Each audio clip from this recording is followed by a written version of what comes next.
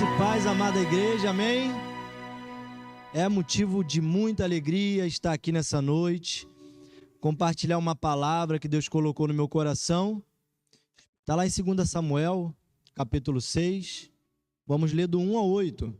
Diz assim a palavra de Deus: Mais uma vez, Davi reuniu todos os escolhidos de Israel, em número de 30.000. Davi se levantou e com todo o povo que tinha consigo, partiu para Baalá de Judá, para de lá trazer a arca de Deus, diante da qual se invoca o nome do Senhor dos Exércitos, que se assenta acima dos querubins. Puseram a arca de Deus numa carroça nova e a levaram da casa de Abinadab, que ficava numa colina. Uzá e Aiô, filhos de Abinadab, conduziam aquela carroça. Levaram a carroça com a arca de Deus da casa de Abinadab, que ficava na colina, e Aiô ia adiante da arca. Davi e toda a casa de Israel se alegravam diante do Senhor, com todo tipo de instrumento, de madeira, de faia, com harpas, liras, tamborins, pandeiros e símbolos. Quando chegaram à eira de Nacon, Uzá estendeu a mão para segurar a arca de Deus, porque os bois tropeçaram. Então a ira do Senhor se acendeu contra Uzá, e Deus o feriu ali por esta irreverência. E Uzá morreu ali, ao lado da arca de Deus. Davi ficou irado, porque o Senhor havia irrompido contra Uzá, e chamou aquele lugar de Pérez Uzá, até o dia de hoje. Vamos ler mais um.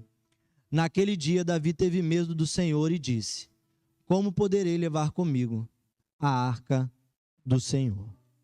Curve tua cabeça, feche teus olhos e vamos orar. Senhor, nosso Deus, nosso Pai, uma breve introdução até chegarmos nesse texto que lemos. A arca de Deus, nesse período, ela era o símbolo máximo da presença de Deus. Então, aonde a arca de Deus estivesse, certamente aquele povo, naquele contexto, Israel, acreditava que a presença de Deus estava ali, naquele lugar. A arca de Deus era simplesmente a representação mais fiel da presença de Deus na terra, naquela terra. Dentro da arca havia 3 coisas. Uma delas, as tábuas da lei. As tábuas da lei representavam ordem.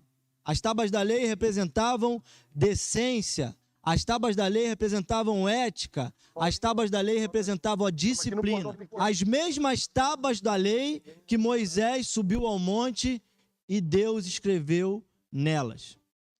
Interessante que quando Jesus, aqui eu sei que tem bons professores e bons alunos, Jesus, quando no Novo Testamento, ele fala sobre os mandamentos que estavam descritos nessas tábuas da lei, que estavam dentro da arca, representando toda a lei de Deus, a justiça, a ética do povo de Deus.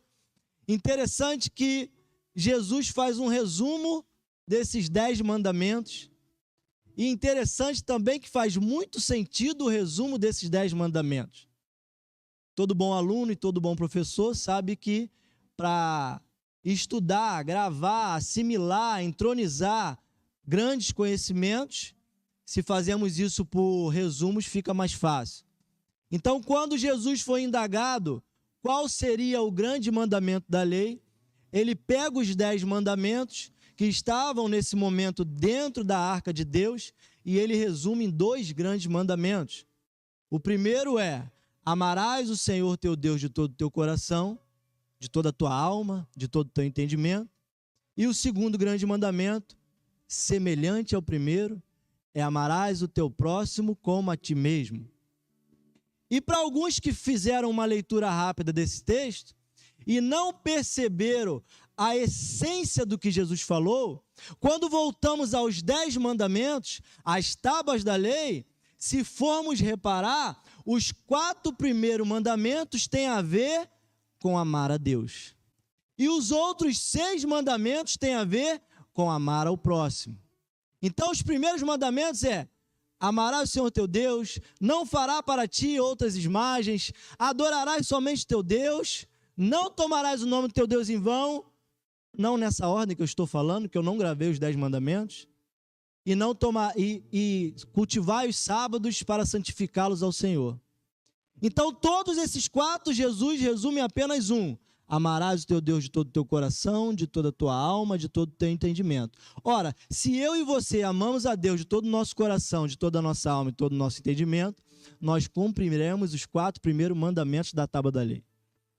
E se nós não adulterarmos, e se nós não roubarmos, e se nós não cobiçarmos, e se nós não fizermos o que os outros 6 mandamentos fazem, se nós amarmos o nosso próximo como a nós mesmos, nós não faremos essas outras coisas que o mandamento que estava dentro da arca falou para não fazer. Então as tábuas da lei estavam lá, indicando o caminho que cada israelita naquele momento, e que cada um de nós nesse momento devemos seguir. Isso era um apontamento para a direção que deveríamos seguir. Mas dentro da tábua também estava lá dentro o maná de Deus, que significa uma tipologia da provisão de Deus para nossas vidas. Naquele momento, para aquele povo, para eles se lembrarem que quando faltasse a comida, quando faltasse qualquer coisa, Deus seria a provisão deles. E isso serve para a gente também nessa noite, para nós nos lembrarmos que quando na nossa vida faltar alguma coisa, não vai faltar provisão de Deus na nossa vida, porque Ele está presente, a sua presença é real. Então o maná representa um alimento que só Deus fornece.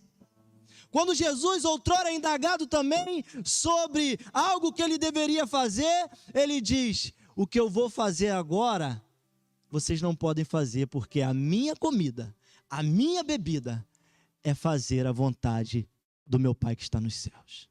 Porque Jesus se alimentava da sua palavra, o alimento que só Deus pode dar para Israel e para a sua igreja hoje é a palavra dele.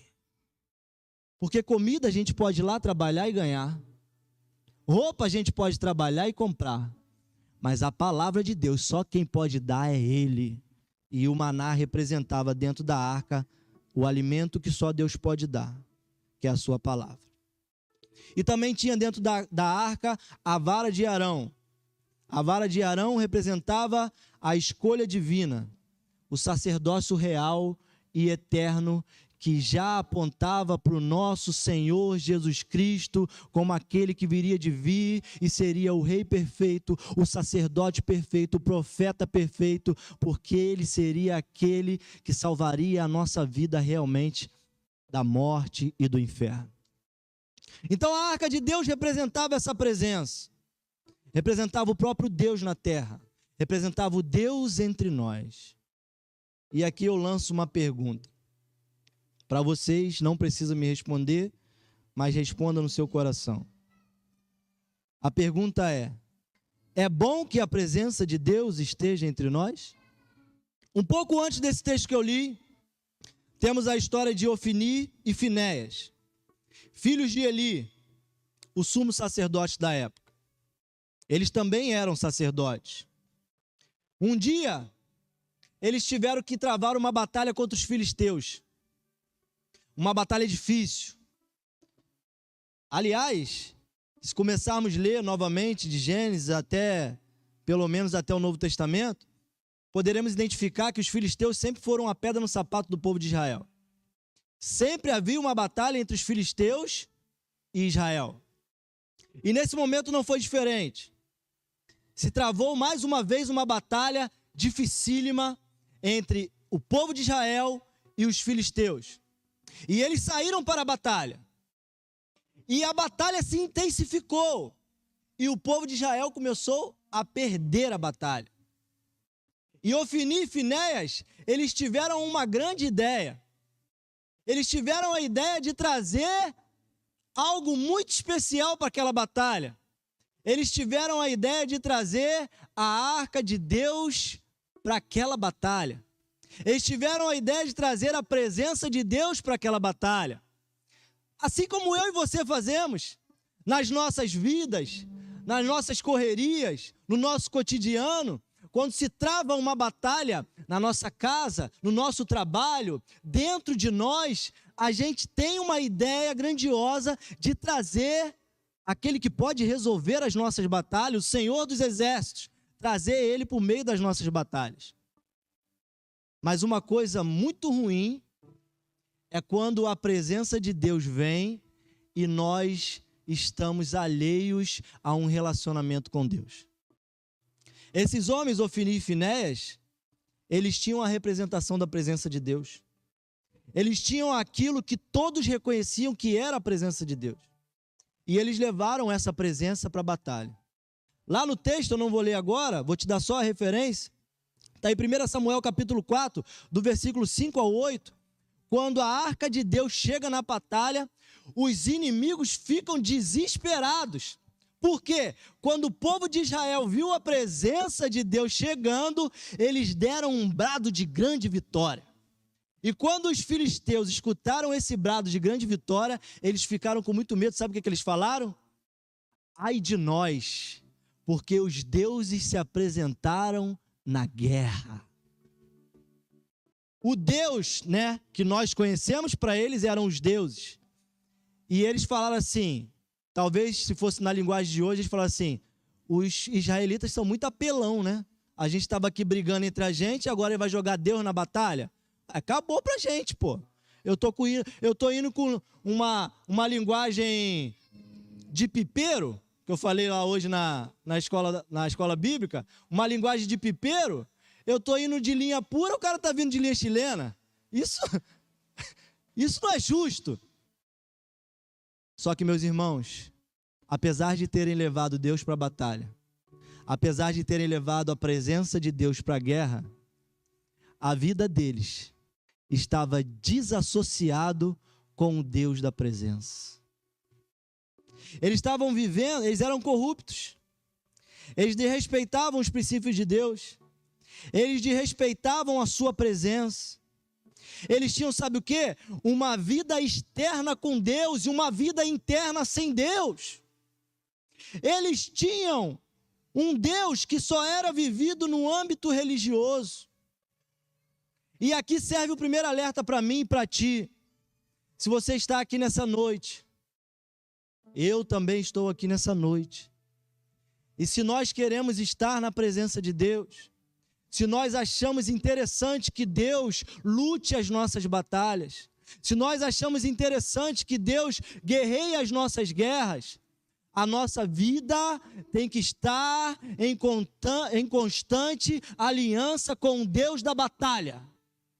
Porque senão, a presença de Deus não vai fazer diferença nenhuma na nossa vida. Pelo contrário, essa presença vai atrapalhar a nossa vida. Então aquele povo filisteu fica alarmado, fica desesperado. Só que eles falaram assim, ó filisteus, sejam fortes e enfrentem o inimigo. E quando Ofni e Finéias pensou que Deus estava com eles, Deus não estava com eles. E eles morreram. E a arca de Deus é levada. Gente, eu faço encarecidamente um pedido a vocês. Leiam 1 Samuel e leiam essa história detalhadamente. A arca de Deus é levada. O povo filisteu agora pegou a linha chilena de Israel. Pegou o amuleto de Israel. Pegou o Deus de Israel. Eles falaram, Israel, a gente viu que, o texto diz, a gente viu o que esse Deus fez aos egípcios. A gente viu o que esse Deus fez aos outros reis onde eles passaram. Então, se a gente pegar essa presença, conjectura minha, se a gente pegar essa presença, com a força que a gente tem, com mais essa presença, a gente vai devastar o mundo inteiro. E pasmem, o que Ofni e Finéias e o povo de Israel não conseguiram fazer com a presença de Deus, a presença de Deus fez sozinha.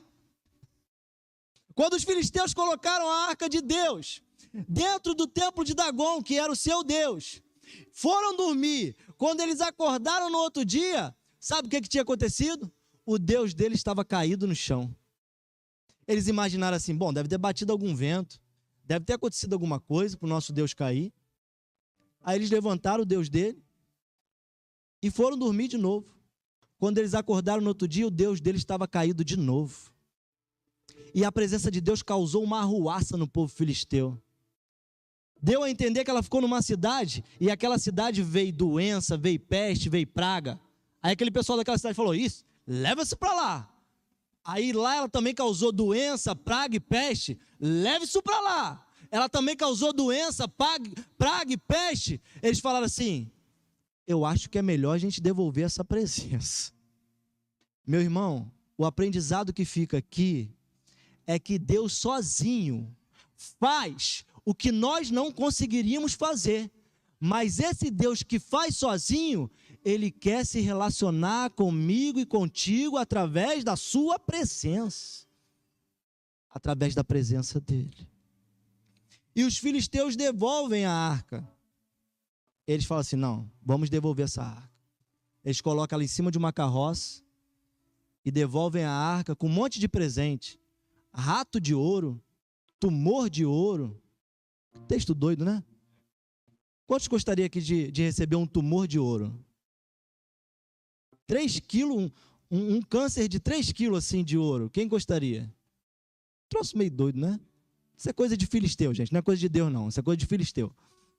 Rato de ouro, tumor de ouro, um monte de coisa maluca, devolver a arca. Aí a arca chega na casa de Abinadab. Está lá em 1 Samuel, capítulo 7, versículo 1. Você não precisa abrir, que eu não vou ler. A arca fica lá na casa de Abinadab. A presença de Deus fica lá na casa de Abinadab. Esse é só um contexto. Então Davi, agora o grande Davi, ele já guerreou muitas batalhas. Nessa época que Davi ainda não era rei, Davi se torna rei. Davi vence praticamente todos os inimigos por causa da presença de Deus. E agora Davi, e é o primeiro ponto aqui, sim, dessa palavra, tem uma grande ideia. Diga no seu lugar, uma grande ideia. Qual é a ideia que Davi tem? De ir lá na casa de Abinadab para pegar a arca de Deus. Por quê? A arca de Deus era a maior representação de Deus. Jerusalém era o centro da vida nacional e espiritual do povo de Israel. E Davi era a tipificação do reinado perfeito. Um homem segundo o coração de Deus. A tipificação daquele que seria o rei perfeito, Jesus Cristo. Então ele tem essa grande ideia de trazer a presença de Deus para o centro de adoração, para o lugar onde deveria ficar.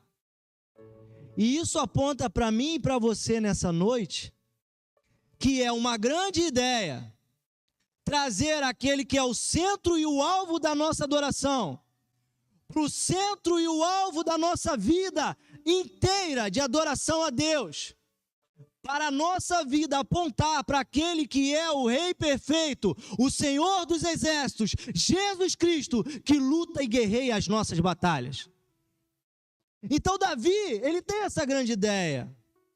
Então a resposta para nós nessa noite é, sim, é uma grande ideia trazer a presença de Deus para a nossa vida. É uma grande ideia trazer a presença de Deus para a nossa casa. É uma grande ideia trazer a presença de Deus para o nosso relacionamento. É uma grande ideia andar junto da presença de Deus. Deus é o centro da nossa adoração. A nossa vida inteira é o centro da sua habitação. Jesus é o Rei perfeito tipificado por Davi. É uma grande ideia deixar que esse Deus faça morada em nós. Davi teve essa grande ideia. E nós hoje temos essa oportunidade. Não temos mais a arca. Algumas igrejas têm uma representação da arca desnecessária, porque a presença de Deus é real aqui neste lugar agora.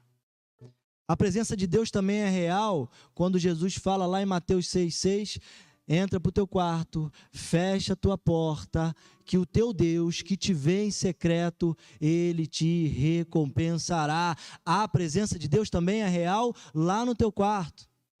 A presença de Deus também é real dentro de você.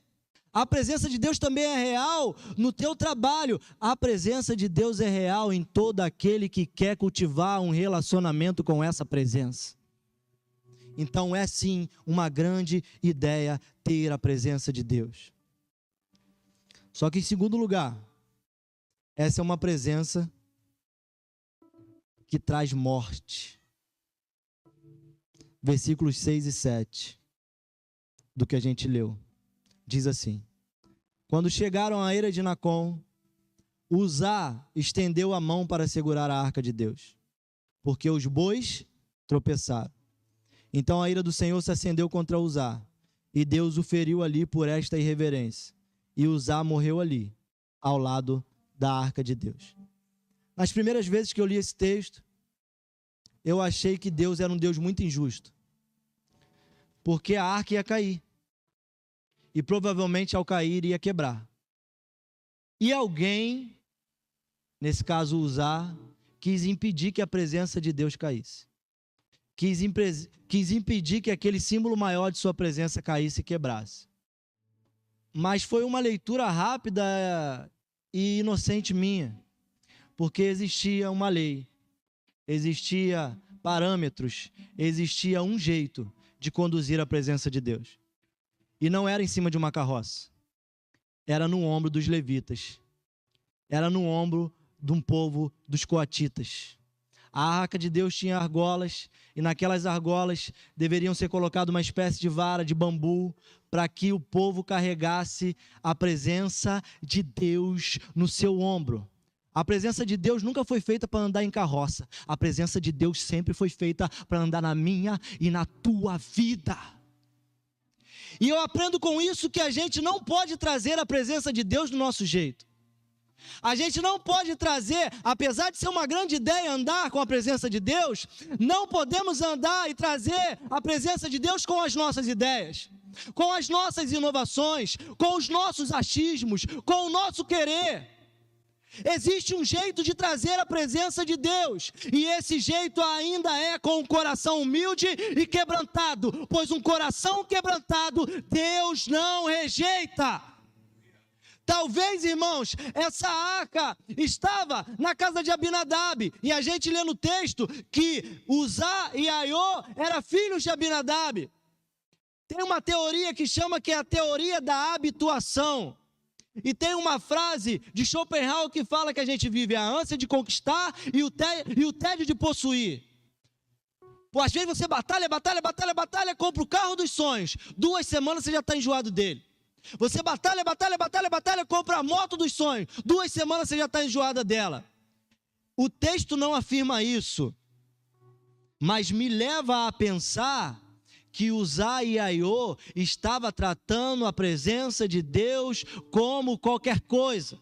Estavam acostumados com a presença de Deus. Estávamos como eu e você muitas vezes, botamos nossa roupa bonitinha, entramos na igreja, o culto está arrumadinho, e legal, depois eu vou para casa, como meu hambúrguer, como minha pizza e vou dormir. E eu faço isso por 1 ano, por 2 anos, por 3 anos, por 5 anos, e eu acho que eu tenho intimidade com Deus, mas eu não tenho intimidade com Deus.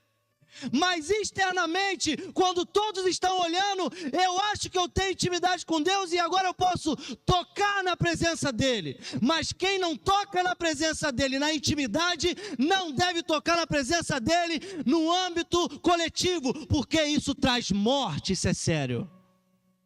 Eu tenho intimidade com a minha esposa,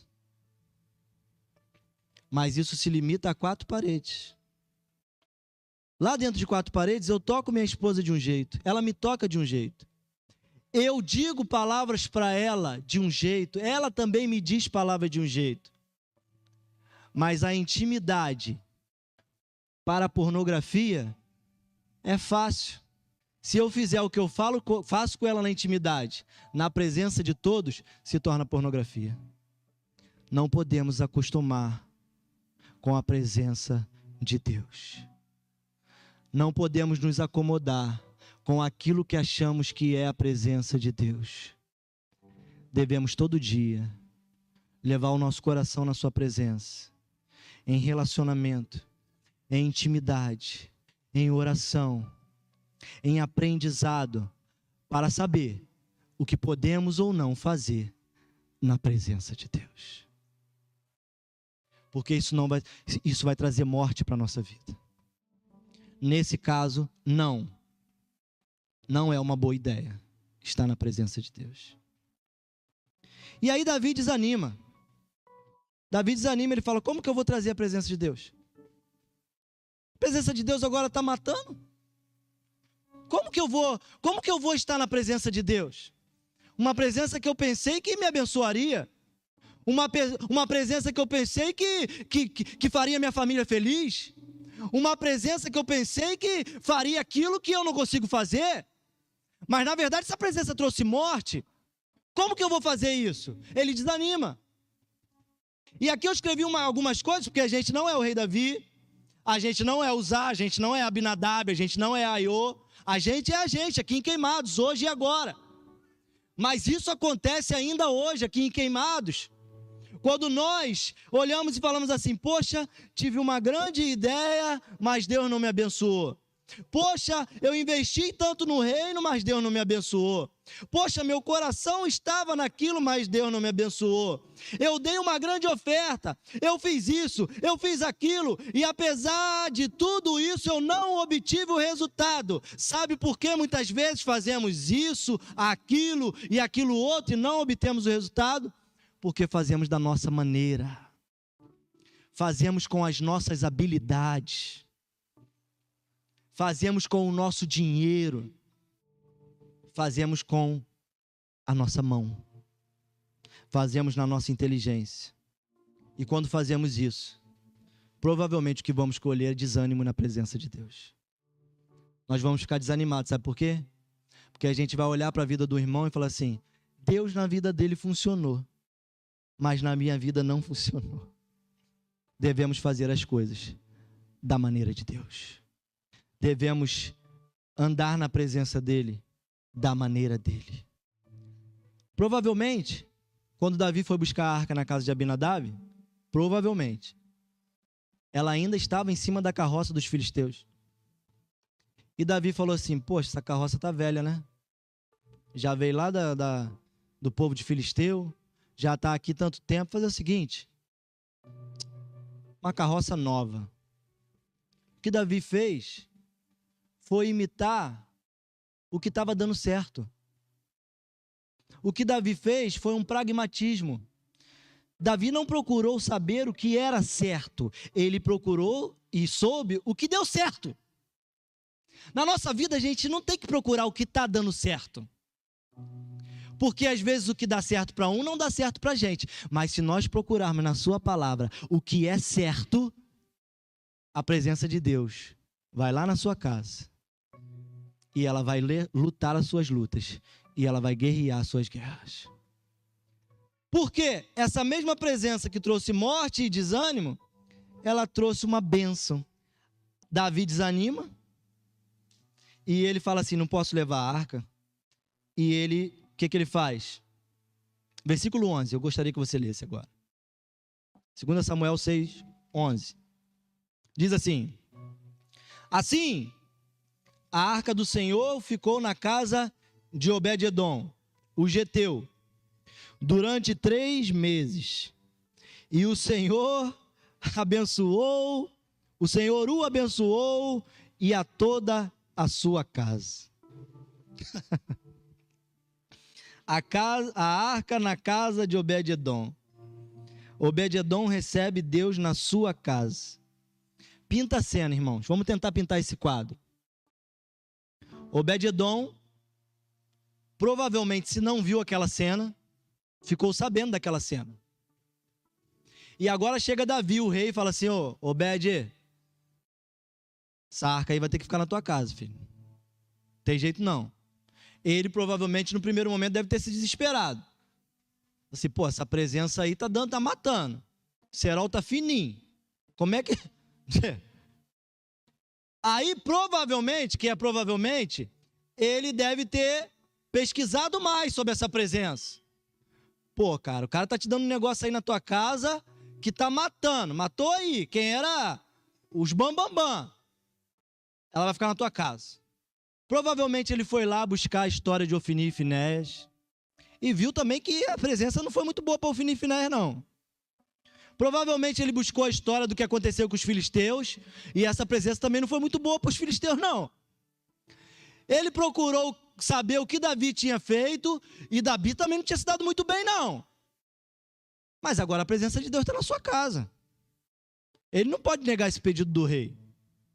Muito provavelmente, meus irmãos, quando Obed-Edom recebe a presença de Deus na sua casa, ele procurou saber o que ele faria para cultivar aquela presença. E muito provavelmente ele ficou sabendo o que era para ser feito com aquela presença. E muito provavelmente ele colocou em prática tudo aquilo que ele aprendeu sobre aquela presença. E sim, aquela presença em 3 meses abençoou a casa de Obed-Edom. Aquela mesma presença que estava lá, está aqui nessa noite. Irmãos, isso não é jargão de pregador, não. Isso não é falácia de alguém que quer impressionar, não. Aquela presença que estava lá, está aqui nessa noite. E essa presença, ela quer entrar dentro de nós. Quer entrar dentro da nossa casa. Quer entrar na nossa vida. Mudar tudo que tem de errado aqui dentro. Mas existe uma maneira de agradar essa presença, e não é a maneira do mundo. 2 João 5,17 fala: filhos, não ameis o mundo, nem o que há no mundo, pois aquele que ama o mundo, o amor de Deus não está nele. Existe uma maneira de se relacionar com essa presença. E quando nos relacionamos com essa presença dessa maneira, Deus é fiel e Ele não muda. Inevitavelmente, a nossa casa será abençoada. Talvez não será abençoada como eu gostaria. Talvez não será abençoada como eu imaginava. Porque o caminho certo era que Abinadab também deveria morrer. E sabe uma coisa que eu aprendi nessa leitura? Nesse estudo que eu fiz novo, Obed-Edom